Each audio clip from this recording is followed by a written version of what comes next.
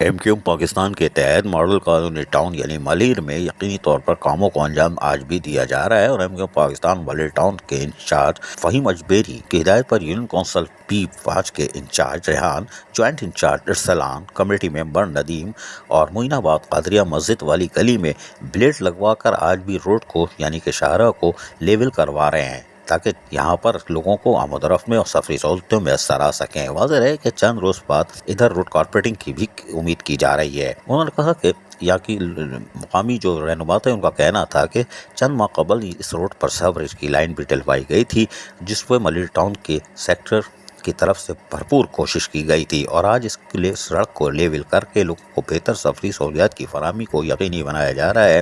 اور M Q M Malir sector کے ذمہ داران اس کاموں کی بھرپور نگرانی کر رہے ہیں تاکہ لوگوں کو بہتر سفری سہولتیں میسر آ سکیں، اور ایم کیو ایم اپنی روایت کے مطابق لوگوں کو بلدیاتی سہولتوں کی فراہمی کو جہاں پہنچا رہی ہے اس عزم کو قائم و دائم رکھا جا سکے۔ عزیز عارف، KBS بلدیاتی نیوز کراچی۔ ایسی ہی خوبصورت ویڈیوز فیوچر میں حاصل کرنے کے لیے ریڈ بٹن پر کلک کر کے اور بیل آئیکن کو پریس کر کے ہم سب کے سبسکرائبر بننا مت بھولیے۔